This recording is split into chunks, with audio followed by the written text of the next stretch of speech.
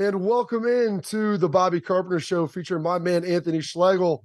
And you know what, Schlegs, it's always great to get a win, get to sing the fight song afterwards in Ohio Stadium, St. Carmen, Ohio, and hear the victory bells as the Buckeyes take down the Penn State Nittany Lions 20-12 at a big noon kick in the shoe. You had McAfee there on Friday, game day and big noon kick.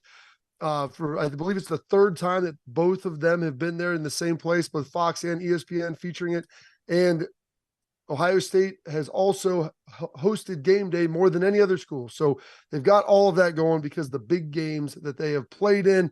And so as always in the show, we got a lot of stuff coming at you. We're going to recap the game, take a look at what was going on, talk about the big stories around college football. We're going to look ahead to Camp Randall this week as well, and a little Halloween showdown against a Buckeye alum in Luke Fickell up there against the Badgers. And then always our real truck tailgate talk with the questions from listeners that we get to answer, the stuff that you guys care about the most. But we're going to start off, obviously, Schlegs, this Penn State game, Buckeyes getting the win. It had to feel pretty good coming into this thing because Buckeyes start out 5.5 point favorites. It ticked down to 4. I think it ticked back up. And it seemed like a lot of people around the country were looking at Penn State saying they're the better football team and they're going to be able to get it done. Yep. So let's talk about this. One, hey, tip of the cap to Ryan Day, 18-6 versus ranked opponents, 75 winning percentage. Kirby Smart is right there at 72.5. The only two men in college football that are head coaches that are above 70% in that regard. Ryan has done fantastic in big games like this. So then you look at this game, Bob, and I think that some people around the country forget about this. You are without Emeka Mbuka. You're without Trevion Henderson. You're without Denzel Burke, your best corner. And you're playing a number 7 Penn State, who, again, last week, go back and watch last week's episode, they had the number 1 total defense, not allowing over 200 yards a game. They had the number 2 rushing defense. Okay. They had 27 sacks on the season, 7 interceptions, 6 college fumbles. They were averaging over 200 yards a game rushing, 220 through the air. But we also talked about the fact that Aller's completion yardage downfield was like 6 yards per. We understood that they threw a lot of the balls to the flats. We understood that their tight ends had 7 touchdowns between them. And you take all of that, and we said the number 1 thing was you had to be able to stop the run and get them to 3rd and medium and 3rd and long. Oh, side nugget, Penn State was 48% on 3rd down. Okay, so you take all of that. They're a great football team, and they came into Ohio Stadium, and you held them to 1 for 16 on 3rd down, Bob. I mean, that's not even real. And I was looking at the math, like I didn't even bother to calculate it.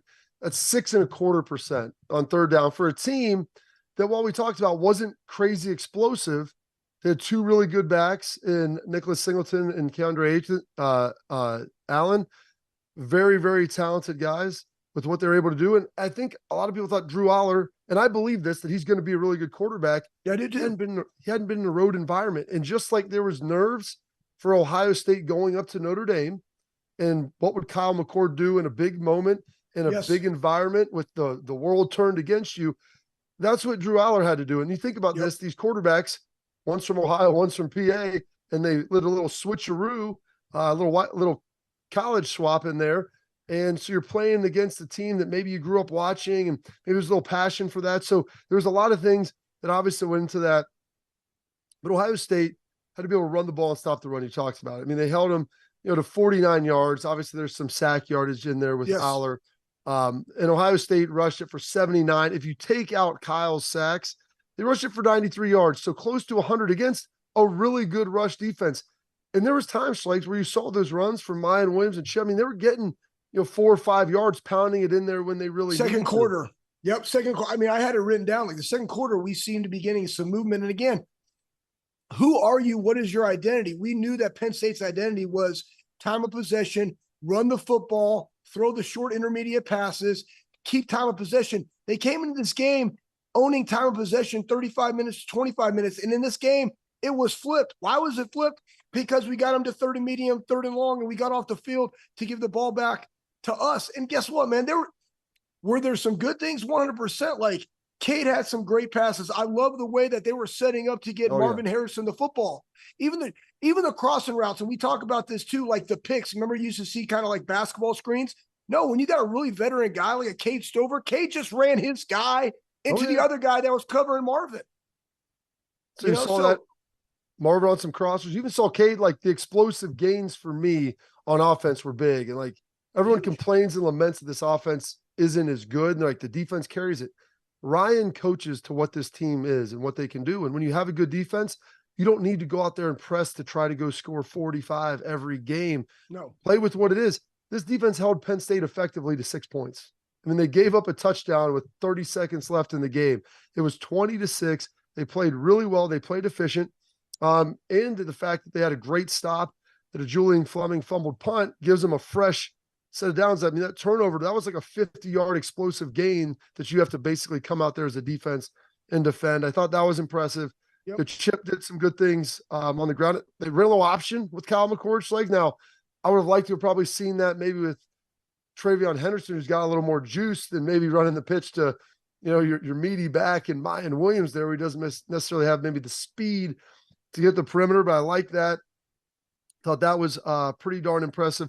Doesn't fully feel like Kyle's all the way comfortable all the time in the pocket. Like there's still room for him to grow. And listen, halfway through the season, like he's going to continue to improve and get better. But there's 3 big points, that I looked at in this game. Number one, I think Franklin panicked on the 4th down. And we can get into this a little bit more. It's, 13-6. You've got a chance there to be able to kind of keep that thing tight. And instead you go for it on 4th down instead of pinning Ohio State deep when your defense was playing pretty well. Yep. Then all of a sudden Ohio State scores and boom, the math has changed. The 4th and goal with what Ryan ran, it's a play the Chiefs run. I like the play. I think you probably could have run it again. If you're going to run that, I'd probably run it on 3rd, maybe a little play action. But I think Ryan, people got upset. I think he planned on having Devin Brown be in there for those next 2 plays. And unfortunately he goes out, was injured. And then really the Jesse Mirko punt, Schlegs, about 7 minutes in the 3rd quarter, flipping the field 73 yards. I mean, that is as good as you're going to get, giving that defense a long field to defend. And your defense is playing that well, man. That is some big time ball that you're going to be able to deal with right there and everything going on. So we've got a ton of stuff here they're going to be able to break into. So we'll take a quick commercial break now.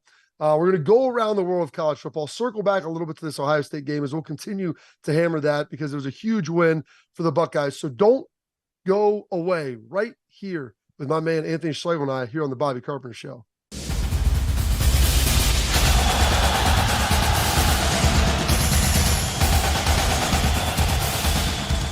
Welcome back into the Bobby Carpenter Show as we circle around the world of college football. And as always, Schlegs, it doesn't disappoint.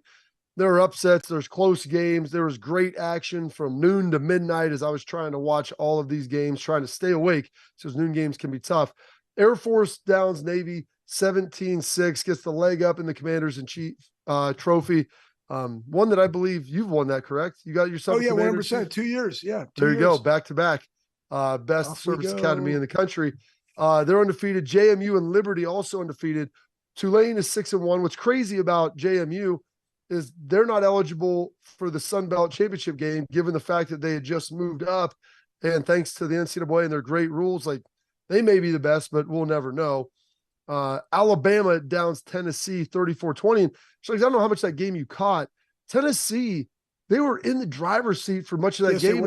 There was a strip sack, and that kind of turned that thing on its head by Joe Milton. And then all of a sudden it was off to the races for the Crimson Tide. Yeah, it was really one of those games of 2 halves, and Tennessee controlled it. Alabama, again, resilient team, tough team, had, the loss to Texas earlier in the year. But guess what? They're on a bye this week, and they really control their own destiny in the West now because they have LSU, and LSU's on a bye. So that's going to be a huge game in 2 weeks. But, yeah, I mean, a game like this, just like the game in Ohio State, the sack that got returned for a touchdown, that was a holding penalty on Marvin versus Dixon, which we saw Marvin take over our game in a variety of different ways, right? Because he's the best in the country at what he does. They have to hold him. Boom. That gets returned, and then we scored. That was a 14-point swing. And just like in the Alabama-Tennessee game, when you have those type of plays, it can swing the momentum, which is what we love about college football. Absolutely. Duke, 20-17, late in the third quarter. All of a sudden, Riley Leonard, he goes down, hurts his knee, and then unfortunately he's out, or ankle, he's out again. Yep. Florida State takes down Duke 38-20 as they pull away in the fourth. That would have been a great opportunity, for Duke to be able to make some hay and help their case in the ACC. Washington, 15, Arizona State, 7. And Michael Penix Schlegel, we thought he was the Heisman front runner after what Caleb Williams looked like 2 weeks ago, how good he looked against Oregon. And man, he did not throw a touchdown pass and looked very mediocre. Yeah, well, he had 2 interceptions too. And Washington, coming off the Oregon game, only had 13 yards rushing on offense. So it's like, what happened? Again, that's the thing, guys. What happened? Well, week to week, man. It's college football. That's why you play every single one of these things, man. And that's why you got to get up for them. And it's hard to do that. It's a marathon, not a sprint. And you can't just say, well, what happened to that team week to week? No, Penn State's still a great football team. Notre Dame's still a great football team. Now this upcoming week, we're going to have Oregon, Utah. We'll see what happens there. Well, it could be another one. UCF almost takes down Oklahoma. Close. Right there. Dylan Gabriel, former squad. They were right there on the cusp of it. We thought we were ready to anoint them after the victory against Texas. Oregon, Washington State was a little bit tighter than you think. In that Utah-USC game, Schlegel. Oh, that was amazing. If you have a run game and you have a defense, you got a chance in college football now, and everybody loves the high-flying action, but it just goes to show this defense that Ohio State has, man, it's coveted because you look at what USC is doing, it's not a sustainable model, and that kind of felt like maybe Ohio State 3 years ago. Yeah, and that USC game, their quarterback just took it on their shoulders. They had to go I think they had 19 seconds left. He saw a void. He went and got a first down, got him in the field goal range, and then, crazy enough, with 5 seconds to go, they snap it, run it into the middle as opposed to taking it there, but it paid off, took 2 seconds off the clock, and they kick a game-winning field goal. Absolutely. So tremendous stuff there around the world of college football. Some of the things we've seen, it just blows your mind. And so when you sit here, and I listen to a lot of Ohio State fans, still getting upset about, need to do this, need to do that. Why? How about leaning into that defense a little bit? You were up by 14 against the 17th ranked team or 7th ranked team in the country. For the majority of that, third and fourth quarter there, you felt good about where you were. Maybe you weren't scoring 49 points, but I think you lean into this defense, and we saw that defensive line, Schlegel. What did we say? They need to get pressure. They did. 4 sacks feel pretty good. 3 of them by the defensive lineman, with Sonny Styles throwing one in as well. Yep. And hey, let's not forget this guy. Jermaine Matthews, junior freshman corner, stepped up big time. I thought he played fantastic. Number 24. Absolutely. And the things that you look at, guys, listen, I don't think this is one of our questions, but is Kyle McCord a guy that can get you to the national championship? The answer is yes. And again, we can't even think about that because you got to go and play Wisconsin this week, man. But here's the thing. Keep getting better at running the football. And again, I thought in the second quarter, we started moving the line of scrimmage. I'm talking to my buddy Greg Fisher. I'm like, dude, we're moving the line of scrimmage, high five, right? So continue to get better at rushing the football. There were some passes, guys, that were low. There were some passes that were behind Marvin, but then there were some dimes, right? The one to Cade, there was one to Tate, there was one to Marvin that were just perfect. Those are good. Keep building off of that. The number one thing that Kyle has done pretty well is not turn the ball over. That's something that Craig did a very good job of. When you have a defense that is playing the way Ohio State defense is, if you just get the ball to your playmakers and not turn the ball over, you're going to win some games. And that's lean into that, man. It's different than we've ever seen in the last 5 years. And that, guess what? That's not a bad thing, everybody. No, it's good. It's really good. And so, people were talking about the linebackers not playing very well coming into this game. I thought they did a pretty darn good job. And they've been rolling Cody Simon in there. They've been playing Steele with Tommy, and they've got a nice rotation to keep those guys fresh. Didn't rotate the D-line maybe quite as much as maybe they had, but you watch Kenyatta Jackson, Caden Curry, those are guys that are young players on the edge, going in there getting sacked. So you're seeing production from your younger players, and that's allowing them to get them on the field, allowing them to grow. And you mentioned Jermaine Matthews Jr. Cincinnati kid, and he might as well be Jermaine Dupree out there, Slaves. Where the party at? He's doing a great job. He played and had to step in for Denzel Burke, and that meant Jordan Hancock had to move around a little bit more, and they were doing some different things. And I thought it was really impressive that you can bring your fourth corner in and really not miss a beat. Now, Penn State doesn't have all world beater receivers, but Jermaine Matthews Jr. is fearless. He's a rugged competitor. I thought he brought an edge to that secondary, an edge to the defense. And then 2, how about Josh Proctor getting some PBUs Yes. and like stepping up? I am incredibly impressed with how Josh Proctor has played and his maturity and the experience he has and what that's done for this team this year.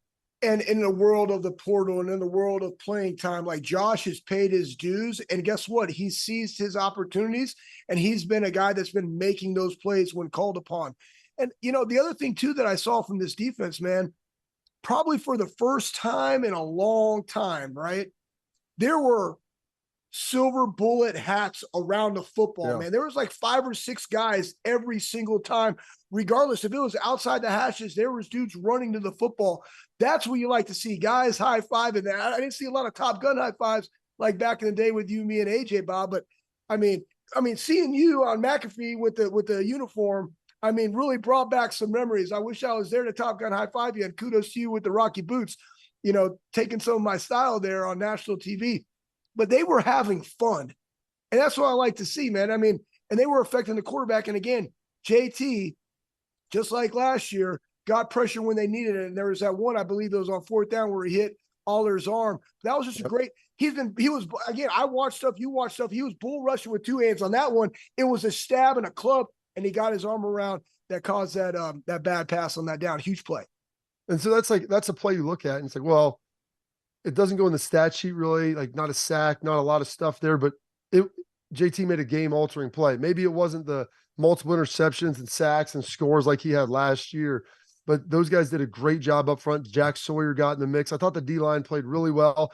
One thing early in the game, Penn State was shifting and moving, and the linebackers, 2 backers in there, and then Sonny, you could see there was some gap confusion, and they were trying to get that figured out. But what I liked, hey, got patient. They got to stop. They got off the field, and then they got settled in and were able to fit where they needed to. So Stay with us here.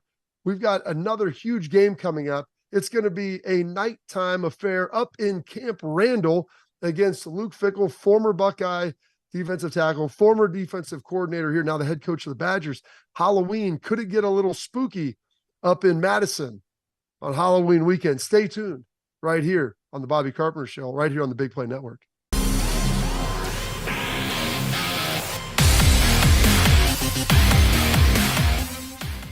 Hey, welcome in to the Bobby Carpenter Show. If you haven't been tuned in, we're going to break down Penn State.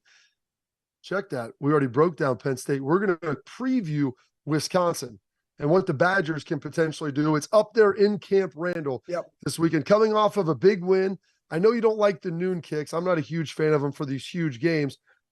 Night road games are fun to watch, maybe not as fun to play in, and Schlegel and I will get into all that. But what it did do is it gives Ohio State coaches a chance to get home from the game. You relax, you see your families, you kiss your wife, you hug your kids, and then all of a sudden you get back to work, back to breaking this down. Because maybe Wisconsin Schlegel hasn't looked as good as we thought they would this season. But they still have been a pretty formidable foe. And Camp Randall is going to be rocking. They're 5-2. They're coming off a big win and a huge 4th quarter comeback against Illinois. So they've got some momentum going in their in the right direction there.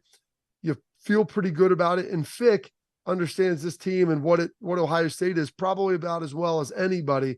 And so when you look at this game, what are some of the things that kind of raise your radar and maybe make you a little concerned on this spooky Halloween matchup?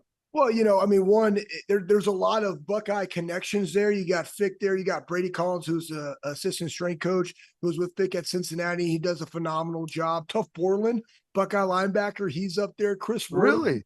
Boom, the Whirly Bird, he's up there. Mike Tressel, right? That's Doc's son who would coached us. Paul Haynes is their cornerback coach. So there's a lot of Buckeyes in the mix. And the thing is, though, that they've been so far removed from Ohio State and what they do currently that it really doesn't give them a competitive advantage, right? In regards to like, what do they do? What do they do offensively? What do they do defensively? But I think that, but like you said, I think where you're going is the element of understanding what Ohio State is and maybe not being intimidated or worried, understanding they put their pants on one leg at a time the same way you do. Yeah, absolutely. And that's from a player's perspective, being able to go coach that. It's like, man, this is about the X's and O's. And again, we can compete and we can win if we execute, but then that's also executing in what they do. And let's talk about, what do? They run the football. They have 16 touchdowns rushing, 5 passing. That's what they do. All right. They try to play really good defense. That's something that Fick has always wanted to do. He's going to be very tactful in how they do that. And again, they've seen what Ryan has done through those things. They're going to try to have a plan for that. But can they execute? Again, Penn State had really good dudes. Could they execute? No. Marvin still had 162 yards and 11 receptions, the most he's ever had. Cade Stover, but guess what? You probably get Trevion back. You probably get Emeka back. You probably get Denzel Burke back. 3 guys that we didn't have this last game. 2 on offense that are significant contributors to this offense. So that being said, for a Wisconsin, it's like, we got to do what we do. And I think they're going to go back and look a little bit because they run it out of the pistol, their running game. Yep. But what did Notre Dame do well? What did Indiana do well earlier in the season? And have we seen Ohio State fix some of those things? And I think when you go look at that, Bob, a lot of those plays were within the tackles. And they're going to try to take some of that and then utilize that to maybe get some play action pass.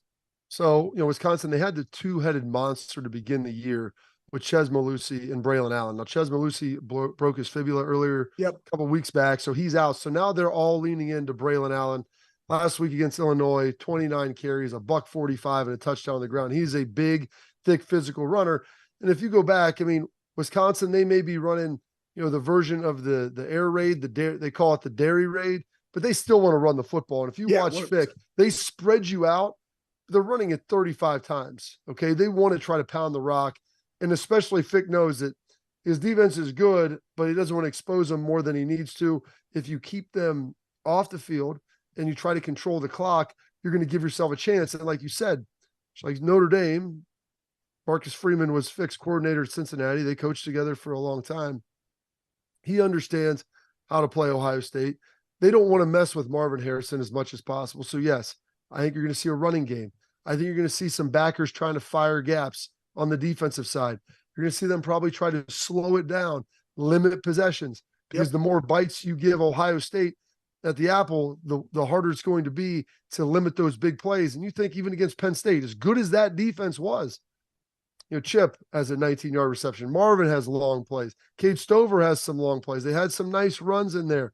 They were able to bust some explosive gains, and that's what this offense can do. And so the more plays you give them, the more exposure you're giving your defense and the more that can happen. So I'd say that's probably the way that Fick probably looks at this. Probably maybe have something for you in the kicking game. And we talked about superior special units. You had the one punt by Mirko that was awesome. We talked about flipping the field. Still had Julian Fleming, fumbled punt return, which, that's basically a 50-yard change of field position for you, and your defense has to go back out on the field. So you need to get that remedied, get the field goal situation. And I wouldn't be surprised if Fick has a fake or some other little shenanigans or nonsense, maybe a reverse or something on a kickoff return. Because when Fick came to Ohio State, what was his? Do you remember what his original title was and what he ultimately did? Was he the special teams coordinator? Special teams coordinator. So when guys cut their teeth in that, like they're always in there, they're always having one eye on what's going on. And he realizes, hey, he knows the type of dudes that Ohio State has. Yes, he was here for a long time. He knows the type of dudes that he has. So he thinks, how can we find a way to try to level that a little bit? Because right now, so we're not going to be able to go toe to toe for them for 60 minutes and find a win. Yeah. And really their game plan is for us defensively is going to match Penn State's, right? Because we knew Penn State wanted to rush the football. Wisconsin runs at 179 yards a game. All right. That's what they do. So what do you got to do? Well, you got to get them in the third and medium, third and long. Like that's it, man. And so, and again, Wisconsin's really good on third down. They're 44% on third down through 7 games. That's pretty damn good. So if you can get them in the third and medium, third and long, and you can stop that run early on, first and second down, you're going to get an opportunity. And to your point, Bob, you better be ready, man, because Fick's going to do something, especially on the field. And if they get into that first down, intermediate, or they run a fake and something like that, look to take a shot, because they're going to try to get people feeling down about themselves. Like, I just made a mistake. Boom, I'm going to take a shot and leverage that, because that's what they have to do. They have to chew up the clock, and they got to get that through the running game on first and second down so they continue to move the chains in third and short. And so they've got Braden Locke playing quarterback for them now. And they had some explosive gains against Illinois, 21 of 41, 240, 2 touchdowns, no interceptions. And so that's the key. they've got some explosive games, 32, 30, 25. Like they push the ball a little bit and they're able to make some plays, obviously, in the passing game. And so at Ohio State, we've talked about, like, what was the bane last year of their existence? The big play. They did a good job. They've done it all season long. They've started really to ratchet down the screws, and you're seeing this experience. And now you're going back on the road to a very, what I think is going to be a hostile environment, Camp Randall at night. And we'll get into some of the stories and some of the things there, but Camp Randall is a tough place to play. And so the two things that travel are defense and your running game and your special teams. Yeah. And so you're going to need to be able to lean in on that. And you don't want to try to force Kyle back in those 3rd and 8 plus situations where he's got to win it all. Like you said, with Fick, they want to stay in those 3rd and shorts and live there. Well, that's also where Ohio State wants to live. And so that's going to be a big part of this game plan. Love some of the running game that Ohio State's getting in there. With some of the gap scheme runs, you're seeing some of the counters, some of the stuff we saw against Purdue. Now carrying over against Penn State, will they be able to use it against Maryland or against Wisconsin? I think they can. The question then will be is in the red zone. Yep. Now, because I'm guessing you probably won't have Devin Brown this week. Nope. I'm thinking not. Denzel Burke is going to be back. You probably have a good chance. I think you see Egmeka back. Trey, I would think so. You should be getting healthy, but you lost the guy who you were kind of finding something with there in the red zone. So now you got to figure something else out, and that's going to be a big challenge. Yeah, the one thing that we haven't seen is the old everybody to the right, Marvin to the left, jump ball to Marvin. Guess what? That play is always in there. I would like to see it a little bit, and that's something that you can see in the red zone, probably on 2nd down, but or even 3rd down. It doesn't matter. But I think that you also had that who is it? The Curry package, right? Maybe. Yeah. Hey man, we're on the 2-yard line. We're like we're gonna jam it in there, Bob. Like who doesn't like to do that, right? So or jelly it either way. Either way, I think you're going to see a couple of those things a lot. You also got Cade, man. I mean, Cade can do some really good things. He reads the defense and understands the soft parts of it, so he can be there as well. Flaccid areas, you want to attack those, Schlegs. We'll get into the line of what Ohio State, what it opened up with. We'll talk about some of the glory days. We'll take a quick commercial break. We'll be back in a second. We're going to have some great stories, some great stuff to kind of tell you what Camp Randall's like, take you inside of the action to put you in that environment, because it is one of the best in all of college football. We got that coming up next on the Bobby Carpenter Show right here on the Big Play Network.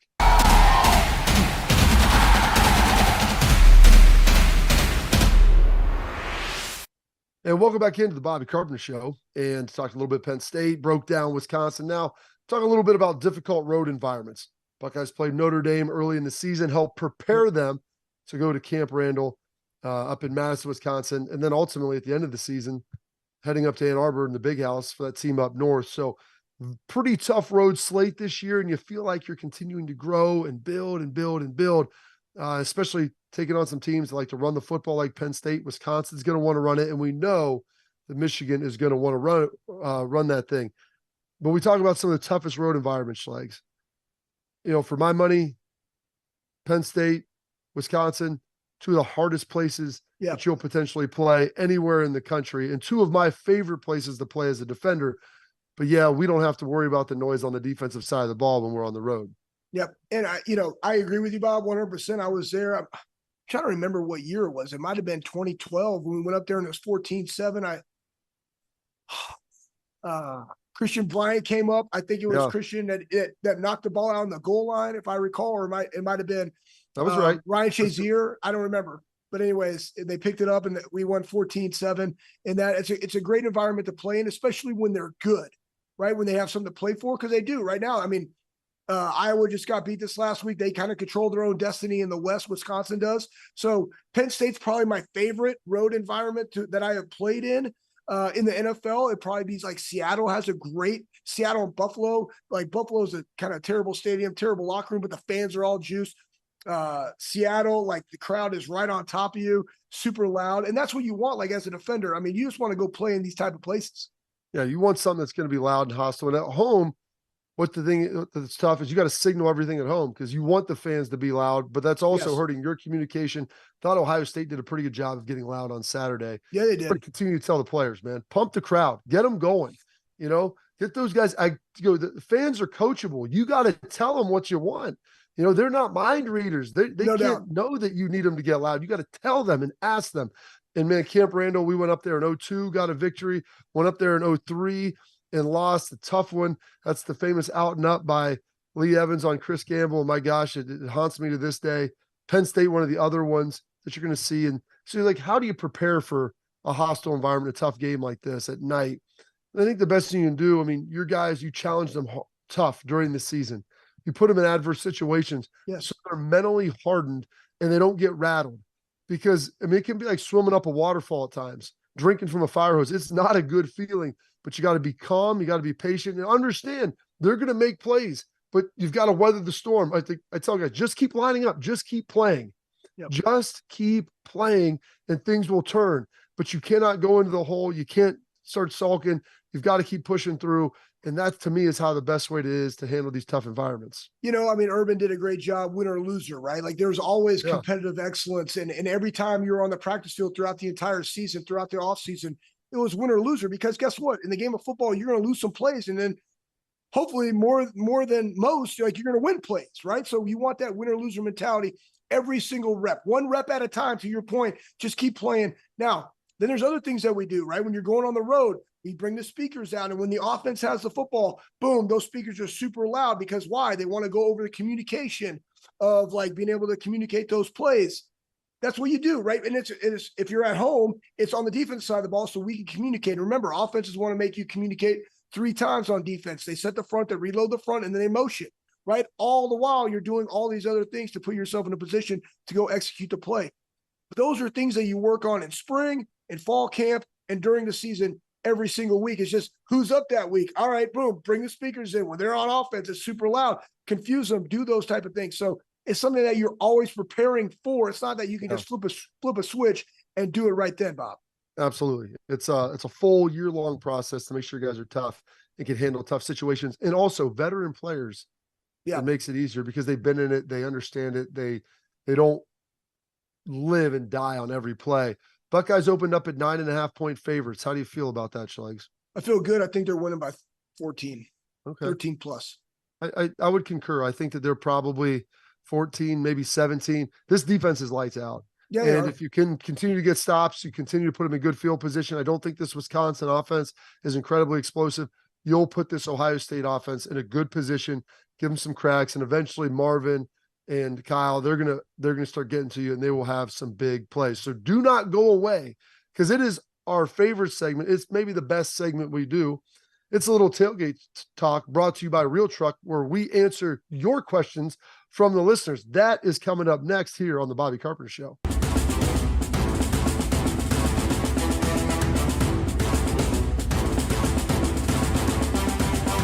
And welcome back into the Bobby Carpenter Show, and it's our favorite segment of the week. It is a phenomenal one. It is Tailgate Talk, brought to you by Real Truck. Last year, Real Truck partnered with George Kittle, Travis Kelce, and Dak Prescott to give away 3 ultimate tailgate trucks to 3 community heroes through the Truck It list. This year, they're giving away 1 lucky winner, an ultimate tailgating truck, a 2022 Toyota Tundra that's going to be decked out with all kinds of accessories, like a Pro Comp 2.5-inch lift kit. It's going to jack it up, a Rhino rack, Pioneer platform, roof rack. They've got all kinds of stuff. So how do you register? It's easy. Go give them a follow on Instagram at Real Truck. Click the link in the bio. It is free, or you can visit realtruck.com/win. Like I said, costs nothing, Schlegs, and you can win this unbelievable tailgate truck from Real Truck. Tell me about it. What do you, because you got all kinds of stuff from Listen, man, I got Play 4 rims. I got Nitto grappler tires. I mean, I got 2 trucks. Get some winches. Listen, man, I got winches. I got 2 winches. I got road armor. I got the Real Track bed cover, which I absolutely love. I actually have some Rhino rack things on there because I put fishing poles and a bunch of like different things on the top of my truck cab. But I use it on the farm. I use it at the beach. I use it all the time. Real Truck is where I go. Matter of fact, I need to get some new LED headlights for my Tacoma. Guess what? I'll be going to realtruck.com. Can't wait to talk about these questions. Proof David Copperfield. First question coming in, an internal question from our guy. I love this. Yeah, McNeil throwing this out here to us. So the great one, feeling the need to hop on our show. What's the feeling amongst defensive players on the sideline when they're killing it and the offense is struggling, setting them back out there time after time after time, like it's Cyndi Lauper, Schlegs. Yeah. Hey, I'll put it this way. Probably what and somebody tweeted it's probably how the offensive felt the past couple of years. Yeah. When the defense, right? But I would say this, like, this is why football is the ultimate team game. Like, your job is to play great defense. To me, it's always another opportunity. That's how I looked at it. I mean, I remember Penn State 05, Bob. We were doing everything we possibly could. They gave him the ball right back. Guess what? Another opportunity to get more tackles, another opportunity to go stop them, go 3 and out, another opportunity to go out there and play defense with the dudes that you practice all week with. Like that, to me, the funnest thing about football is playing with your other 10 brothers to go out there and physically dominate somebody else. Like, that's why you do it. So if the offense is a little struggle a little bit, that's your job to go pick them up and put them in a position to score. That's how I've always felt about it. How about you, Bob? Yeah, pick me up, love, every day. Dave said it. You know, he knows. That's what you got to do. And you look at it every day. Yeah, that's right. Dave Matthews, Anthony Schlegel, all are good. But you look at it like this: when the defense is thriving, the offense might be struggling. Great, that's your opportunity. It's your job to carry the day. Sometimes the offense is going to have to pick you up as a defense, and you're not doing great things. And they may have to put together a phenomenal drive, because as good as you were on defense against Notre Dame, you still needed the offense to go put together a drive to win it. And so that's why it's a team. You challenge each other in practice, you battle back and forth. And I always looked at it as like, hey, we get an opportunity to go out there and show how good we are. Put us in the worst situation imaginable. Like, we'll go get you a stop.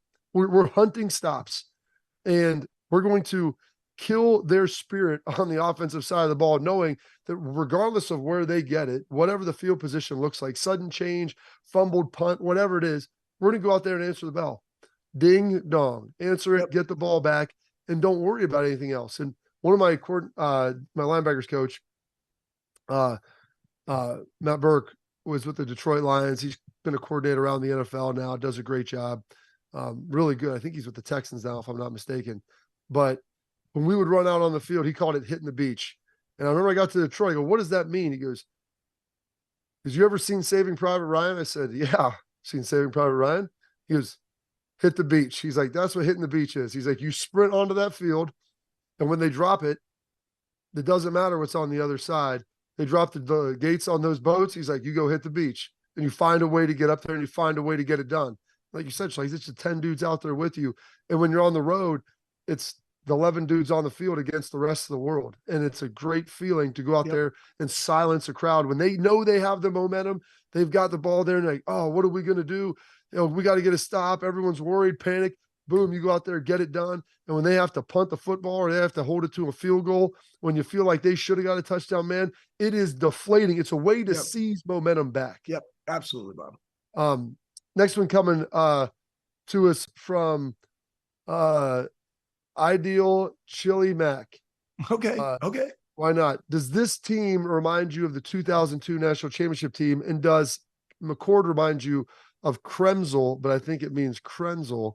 Yeah. And I think there are some elements of this. This has a Jim Tressel feel to it. And that's what I love about Ryan Day. He can win in a multitude of ways. He's not afraid, even as an offensive coordinator, to say, hey, I have a great defense. We can do that. We can still score points. We can still be aggressive. But we don't need to be needlessly aggressive and win it with our offense when our defense is playing so well. And I think Kyle is growing. I think he's obviously, it's a much different offense. I think he's maybe more talented quarterback than Craig was physically, but he's going to continue to grow. And he has some of those steely nerves too, that you watch him, maybe he makes a mistake here or there, but man, he also steps up and makes big plays when he needs to. Yeah, there was times in that game, like we mentioned earlier, there were some passes that weren't where they needed to be. But guess what? There were some passes in critical times, and they were right on the money. And that's what you want to see out of a quarterback. And the one thing that he does, that Craig did, was he didn't turn the ball over, period. You know, so, I mean, that's what you got to do. When you have a great defense like this, the one thing you don't want to do is just put them in a bad situation over and over and over again. Get the ball to your playmakers. And again, does it look like 2002? I don't know. There's still a lot of games left to be played. But that being said, get the ball to your playmakers, and you have a great defense right now. And 2002 was a great defense. So, again, there's more games to be played. We're going to have one this next week in Wisconsin. So, you know, I'm excited to watch. And that's why you like college football, man. You just keep watching the growth of these guys and this team throughout the entire season. Growers and showers, like that's this right. Ohio State team has been growing real nice, but also And showing chilling. out too. And we've got one more that we'll save for the wrap up that I think you're going to like, because there's a lot of things going on up in the team up north right now. They've won a lot of games. Like, they might be the best team in the country, but there is some controversy swirling, as everybody knows. So we'll take one final commercial break. When we get back, we'll discuss some of the shenanigans that have maybe been going on up in Ann Arbor, and what does it really mean? How impactful could it really be? We got all that coming up next, right here on the Bobby Carpenter Show with my man Anthony Schlegel on the Big Play Network.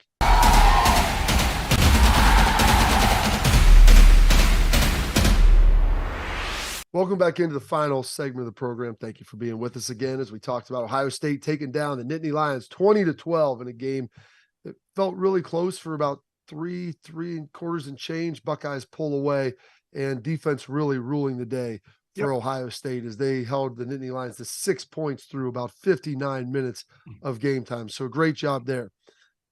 But now we can talk a little bit about some of the stuff that's going on up in Michigan. Now, they hammered Michigan State in their big rivalry game this weekend, the battle for the mitten.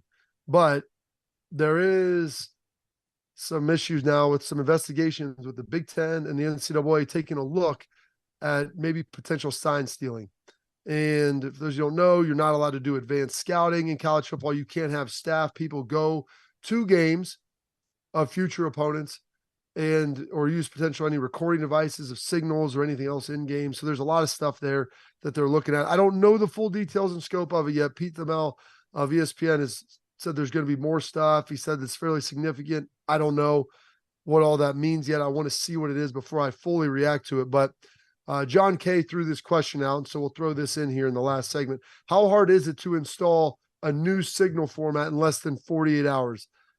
That is efficient if there was one installed maybe a couple months before due to the team up north. And so how do you flip these signaling situations, Schlegel, if you feel like they maybe have a beat on what you're doing? Yeah, I mean, I have no clue because it's gotten so crazy. I mean, Bob, you remember when we played defense, it was literally they pointed at the field and it was like, field. I think it was like 8 bench. Was on the wrist. Yeah, field, bench, tight. What was tight? Like tight, like something like that, like tight, you call it to the tight end. Like it was literally field 8, right? Or that would be 6. So it was 3, it was 1, 2, 3, 4, 5, 6, 7, 8, 9 was the belt. And like they just did that. Like field 8. Boom. Okay, yeah, that's what we played, right? And I think it was cowboy. That means our corner was coming. Like those were our calls. You know what I'm saying? So I think it was like tight 1 buck. Remember that tight 1 buck? It was like a man coverage. Yeah, it's amazing. That's what we did on defense. The offense, they got guys. They're doing all sorts of crap. They got flashcards with people's deal. I have no clue. You know what I say? Put the earpiece in. Pretty simple. And that's what they're going to get to. They said it was a cost thing of why they couldn't use the earpieces before, but I think that'll ultimately change. This will probably be the reason why it does. And people are pretty upset about this. Like I said, I don't know the extent, but that's why when you look down on the sideline, you have 5 different guys in all these different colored shirts, and they're all down there signaling 85 different things in. So what they say is, hey, this quarter green is hot, or this quarter orange is live, or this quarter purple is live. And so you have all these other colors that are not your team colors. Why? So they stand out and you can see them against a sea of scarlet or a sea of white on the sideline, and they pop to you. So that's a pretty big deal, obviously, there. And like I said, I'm not sure to the extent. I know details will start to leak out. I don't know. And people are like, well, is that why Michigan beat Ohio State? Well, there was some plays in there that's like, I don't think it mattered if you knew the play or not. There was some players beating players, but if I know that you're going to always be in this coverage, you can design things to beat it. If I know what formations and personnel groups and plays you like to run, there are ways to ultimately beat that as well. So I don't know if it's necessarily the biggest deal in the world, but it could be a huge advantage. There's a reason why they don't want people doing it. And if everybody's allowed to do it, then I think it's okay. But this is obviously a situation where that wasn't the case. Any quick word from you here in the last 15? My only quick word was, why did you already suspend a guy? I don't know. So I mean, again, we still don't know why really Harbaugh got suspended for the first couple of games of this season. They said it was some type of recruiting thing. We don't know the extent of that. It was self-imposed.